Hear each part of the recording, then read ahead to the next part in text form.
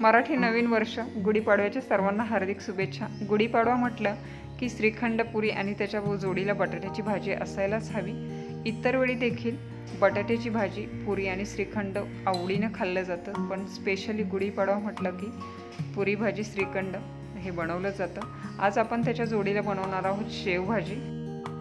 आणि कधी कधी ऑइली खायला टाळलं जातं, म्हणून आपण इथं पराठा किंवा घडीची पोळी आपण त्रिकोणी शेपमध्ये बनवून घेतलेली आहे। गरम गरम तिखट अशी कांदा भजी, त्याचबरोबर तळलेली कुरडई पापडी देखील आहे, जी जेवणामध्ये महाराष्ट्रीयन थाळीच्या असायलाच हवी। आणि वरण भाताशिवाय तर आपलं थाळी कंप्लीट होऊ शकत नाही, त्याच्यामुळे फोडणीचं वरण देखील बनवलेलं आहे। आणि एवढं सगळं जेवण जेवल्याच्या नंतर डायजेशनसाठी तर मसाला ताक असायलाच हवं। तर ही रेसिपी आपण सोप्यात सोप्या पद्धतीने लवकरात लवकर होणारी अशी बनवणार आहोत। तर वेळ न घालवता बनवायला सुरुवात करूया। अशाच नवनवीन रेसिपी पाहण्यासाठी चॅनलला सबस्क्राईब करा आणि बेल आयकॉनला प्रेस करा। थाळीची सुरुवात आपण कुकरपासून करूया। तर इथं तांदूळ धुवून घेतलेले आहेत, त्यात मी शिजण्यासाठी लागेल तितकं पाणी ॲड केलेलं आहे। त्यानंतर त्यात टाकत आहे चवीपुरतं मीठ आणि त्यानंतर टाकत आहे थोडंसं तेल। तेलामुळे भात जो आहे एकदम सुटसुटीत होतो आणि खायला देखील खूप छान लागतो। तर हे सगळं आपण मिक्स करून घेऊया। भाताबरोबरच कुकरमध्ये आपण लावणार आहोत तूर डाळ। तूर डाळीचं वरण आपण करणार आहोत फोडणी घालून। तर मी इथे डाळ धुवून घेतलेली आहे, शिजण्यापुरतं पाणी याच्यामध्ये टाकलेलं आहे। तूर डाळीमध्ये देखील मी थोडंसं मीठ टाकत आहे आणि त्याबरोबर टाकत आहे तेल। तेल टाकण्याचे फायदे दोन आहेत, एक म्हणजे तूर डाळ चांगली शिजली जाते आणि दुसरीमध्ये कुकरमध्ये ती ओतू जात नाही। आणि तर थोडीशी हळद टाकून आपण ही सगळी डाळ मिक्स करून घेऊया। वरण आणि भाताबरोबर कुकरमध्ये आपण बटाटे देखील लावणार आहोत, त्यामुळे बटाट्याची भाजीची देखील तयारी होईल। तर यानंतर आपण पुऱ्यांची तयारी करूया। पुऱ्या बनवण्यासाठी मी इथे गव्हाचं पीठ घेतलेलं आहे, त्यात टाकत आहे चवीपुरतं मीठ। त्यानंतर टाकत आहे माझं सिक्रेट इन्ग्रेडियंट्स साखर। मीठ जेवढं आपण घेतो त्यापेक्षाही कमी प्रमाण आपण इथे साखरेचं घेणार आहोत। साखर टाकल्यामुळे पुऱ्या ज्या आहेत छान फुलतात आणि मऊ होतात। हे पूर्णपणे ऑप्शनल आहे, तुम्हाला स्किप करायचं असेल तर तुम्ही करू शकता। आणि थोडंसं पाणी टाकून आपण हे पीठ भिजवून घेऊया। पुऱ्यांसाठी पीठ भिजवताना मी चपातीला आपण नॉर्मली जे पीठ भिजवतो त्यापेक्षा थोडंसं घट्ट पीठ मी इथे भिजवून घेतलेलं आहे। आणि आता हे मी झाकून ठेवत आहे, बाकीचे आपले स्वयंपाकाचे पदार्थ होतपर्यंत पीठ छान भिजलं जाईल। यानंतर आपण शेवेची भाजी बनवणार आहोत, त्यासाठी मसाल्याची तयारी करूया। सगळ्यात आधी मसाला आपण भाजून घेऊया। तर सुकं खोबरं घेतलेलं आहे, त्याचे उभे काप करून घेतलेले आहे आणि गोल्डन कलर येतपर्यंत आपण हे भाजून घेणार आहोत। खोबऱ्याला हलकासा गोल्डन कलर आलेला आहे, खोबरं भाजलेलं आहे, तर आपण हे काढून घेऊया। त्यानंतर आपण कांदा भाजून घेणार आहोत। 2 मीडियम साईजचे कांदे मी इथे घेतलेले आहेत, उभे कट केलेले आहेत आणि ते आता आपण भाजून घेणार आहोत। कांद्याबरोबर लगेच मी लसूण पाकळ्या टाकत आहे 10 ते 12 आणि त्यानंतर टाकत आहे थोडंसं आल्याचं तुकडा। आता हे सगळं गोल्डन कलर येतपर्यंत आपल्याला परतून घ्यायचं आहे। थोडासा कांदा परतून झाल्याच्या नंतर मी तेल टाकणार आहे, त्यामुळे काय होतं कांदा लवकर परतला जातो, त्याच्यामुळे सुरुवातीला मी इथं तेल टाकलेलं नाही आहे। कांद्याचा कलर इथं चेंज झालेला पाहू शकताय, तर इथे मी आता थोडंसं तेल ॲड करणार आहे। तेल टाकल्याच्या नंतर सगळं साहित्य चांगलं भाजून घ्यायचं आहे। कलर चेंज होतपर्यंत आपल्याला हे भाजून घ्यायचं आहे। अंदाजे 4 मिनिट कांदा भाजून घेतलेला आहे, तर कलर इथं चेंज झालेला आहे। तर मी इथं अजून एक साहित्य ॲड करणार आहे। अर्धा चमचा मी तांदूळ ॲड करणार आहे, जे पूर्णपणे ऑप्शनल आहे। तांदूळ ॲड केल्याचा फायदा हा होतो की शेवभाजीचा जो रस्सा आहे, जी ग्रेव्ही आहे, त्याचं बाइंडिंग जे आहे ते परफेक्ट होतं। बऱ्याचदा काय होतं भाजी जेव्हा आपण प्लेटमध्ये घेतो तेव्हा हा शेवभाजीचा रस्सा आहे त्यातलं काय होतं बऱ्याचदा पाणी आणि मसाला वेगळा झाल्यासारखं वाटतं, असं मिळून आल्यासारखं वाटत नाही। तर तसं होऊ नये म्हणून आपण इथे तांदूळ घालणार आहोत। तांदळाऐवजी आपण चणा डाळीचा देखील वापर करू शकतो किंवा तांदूळ आणि चणा डाळ थोडे थोडे घेऊ शकतो। तांदूळ किंवा चणा डाळ किंवा दोन्ही जरी वापरलं तरी प्रमाण हे कमीच घ्यायचं आहे। कांदा भाजायला वेळ लागतो, त्याच्यामुळे तांदूळ जे आहेत ते मी शेवटी ॲड केलेले आहेत किंवा सेपरेट तांदूळ देखील आपण भाजून मसाल्यामध्ये वाटू शकतो। तर शेवभाजीसाठी लागणारा मसाला देखील आपला तयार झालेला आहे। हा पूर्ण थंड करून घ्यायचा आहे आणि मग आपण मिक्सरच्या भांड्यामध्ये हा बारीक करून घेणार आहोत। मसाला पूर्ण थंड झालेला आहे, तर मिक्सरच्या भांड्यामध्ये सगळा आपला भाजून घेतलेला मसाला जो आहे तो एकत्र करून घेऊया। आणि आता हा थंड झालेला मसाला आपण मिक्सरमध्ये वाटून घेतलेला आहे। इथे पाहू शकता एकदम बारीक असा वाटलेला आहे। कमीत कमी पाणी वापरून हा वाटून घ्यायचा आहे। एका साईडला मी इथं पॅन गरम करून घेतलेली आहे, त्यात 2 चमचे मी तेल टाकून घेतलेलं आहे। तेल गरम झालेलं आहे, तर यात आपण सगळ्यात आधी वाटून घेतलेला जो मसाला आहे तो आपण परतून घेणार आहोत। मसाला परतून घेताना मी गॅस नेहमी लो फ्लेमवर ठेवते, त्यामुळे मसाला जो आहे तो खूप छान परतला जातो। आता यात इथे मी टाकणार आहे 7 ते 8 हिरवीगार कढीपत्त्याची पानं, त्यानंतर चिमूटभर हिंग, त्यानंतर 1 चमचा गरम मसाला मी इथे टाकणार आहे, त्यानंतर टाकणार आहे 1 चमचा काश्मीरी मिरची पावडर। कलर याने छान येतो आणि ही कमी तिखट देखील असते, त्याच्यामुळे अंदाज घेऊन आपल्याला दुसरी जर मिरची पावडर तिखटपणासाठी ॲड करायची असेल तर ती करू शकता। आणि चवीपुरतं मीठ मी इथे लगेच टाकत आहे। हे सगळं मिक्स करून घेऊया। आता तेल सुटेपर्यंत हा मसाला आपल्याला परतून घ्यायचा आहे। शेवेची भाजी बनवायला अत्यंत सोपी आहे, पटकन होते आणि घरात जर भाजीला काही नसेल आणि शेव जर अवेलेबल असेल तर ही भाजी नक्की करून पहा। मसाल्याला इथे तेल सुटायला लागलेलं आहे, कलर देखील चेंज झालेला आहे, तर आपण याच्यामध्ये पाणी ॲड करूया। हा जो रस्सा आहे याचा थिकनेस पाहून आपण पाण्याचं प्रमाण कमी जास्त करायचं आहे। शेवभाजीच्या रस्स्याला इथे चांगली उकळी यायला लागलेली आहे। उकळी आल्याच्या नंतर 7 ते 8 मिनिट आपण असंच हे उकळवून घेणार आहोत, त्यामुळे सगळ्या मसाल्यांचा स्वाद जो आहे तो मस्तपैकी या रश्श्यामध्ये उतरेल।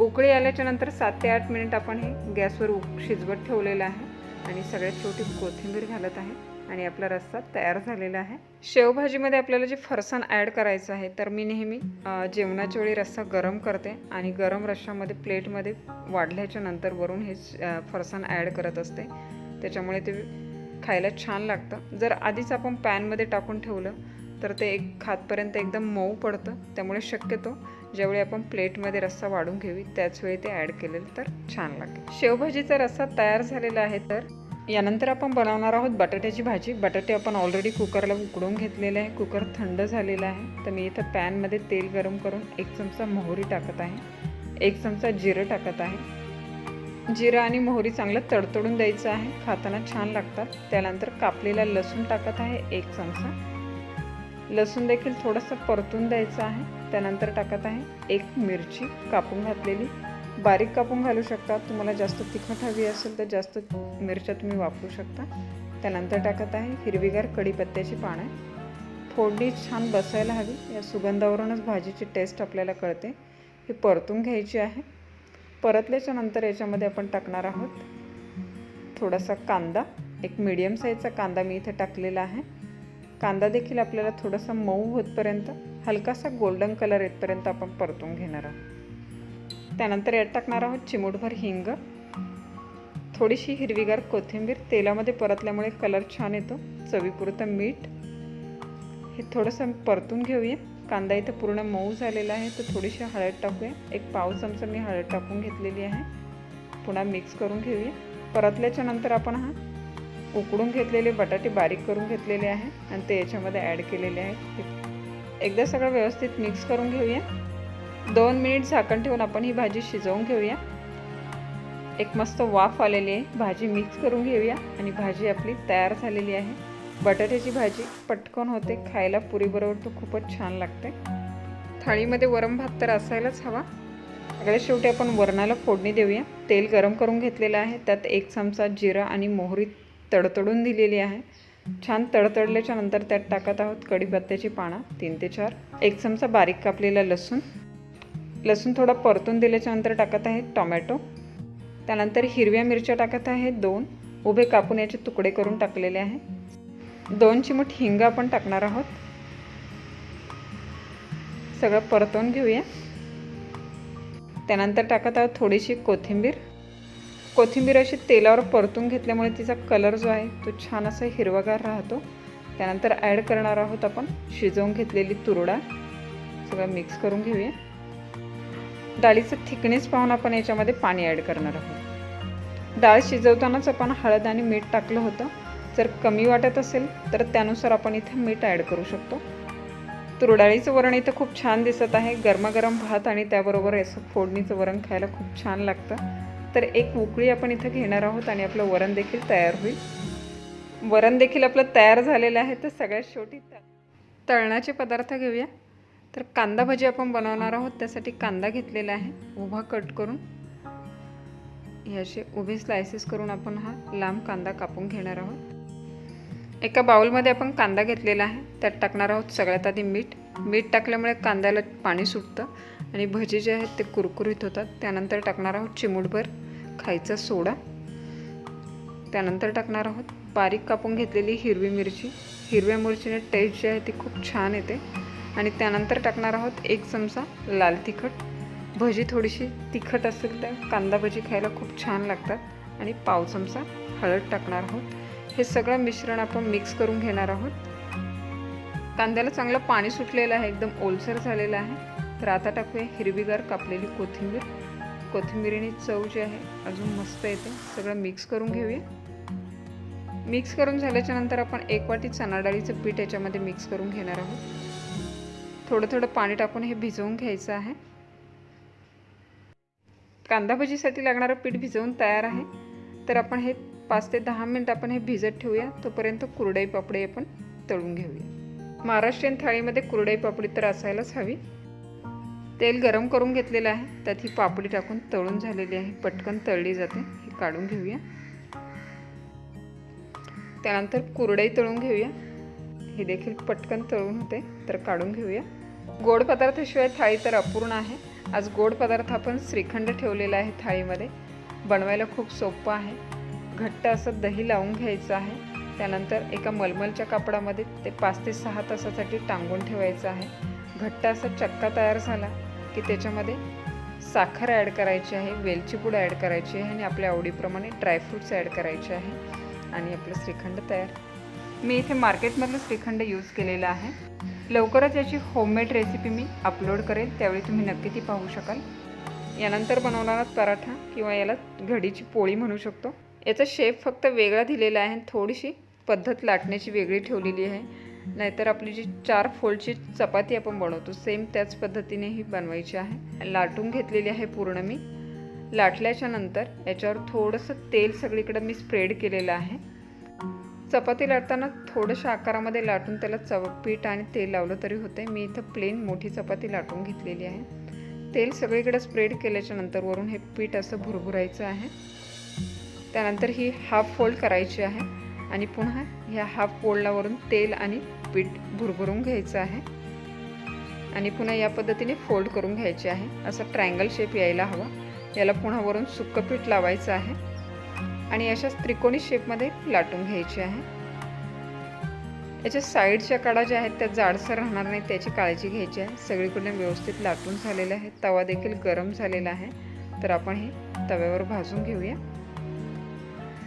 चपाती जशी आपण भाजून घेतो तशीच भाजून घ्यायची आहे. चपातीपेक्षा ही थोडीशी जाडसर आहे. तर गॅस मिडियम टू हाय फ्लेमवर ठेवायचा आहे. एकदा पलटी केल्याच्या नंतर आपण तेल लावून घेणार आहोत किंवा तुपाचा देखील तुम्ही वापर करू शकता. पराठा किंवा चपाती बनवण्याचं कारण हे की आपण पुरी बनवणार आहोत. ऑइली असते तर बऱ्याचदा खाण्यासाठी टाळली जाते. तर त्यासाठी आपण हा पराठा बनवून घेतलेला आहे. शेवभाजीबरोबर स्पेशली हा पराठा जो आहे खायला खूप छान लागतो. या पराठ्याचे लेयर जे आहेत त्यातमध्ये खूप छान पडतात. तर आपला पराठा भाजून तयार आहे. तर आपण पुऱ्यांची तयारी करूया. सगळ्यात शेवटी आपण गरम गरम पुऱ्या करून घेऊया. तेल गरम करायला ठेवलेलं आहे आणि पुऱ्यांसाठी मळून घेतलेलं पीठही चांगलं भिजलेलं आहे.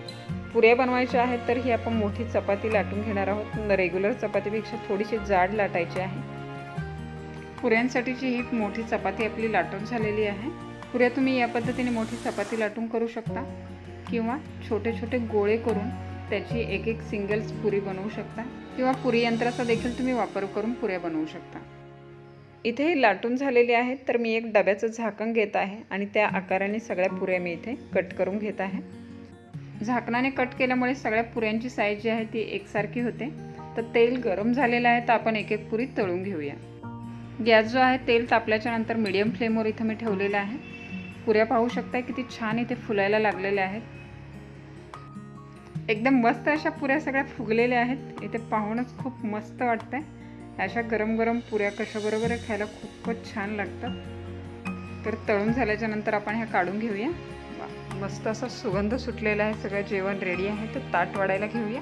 तर सगळ्यात सुरुवात मिठापासून करूया.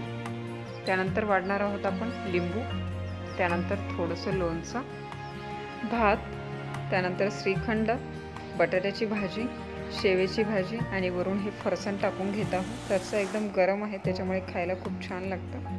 वरून थोडीशी हिरवीगार कोथिंबीर. त्यानंतर हा प्लेन पराठा, त्याच्या बाजूला गरम गरम कांदा भजी, श्रीखंड आणि बटाट्याच्या भाजीच्या बाजूला गरम गरम पुरी, पराठ्याच्या बाजूला पापडी आणि पापडीच्या वरती आपण ठेवणार आहोत कुरडई. आणि सगळ्यात शेवटी ताकाची वाटी ग्लासाच्या बाजूला ठेवलेली आहे. हे मसाला ताक कसं बनवायचं याची रेसिपी ऑलरेडी अपलोड केलेली आहे. लिंक जी आहे ती डिस्क्रिप्शन बॉक्समध्ये दिलेली आहे किंवा आय बटनवर प्रेस करून देखील तुम्ही ही रेसिपी पाहू शकता.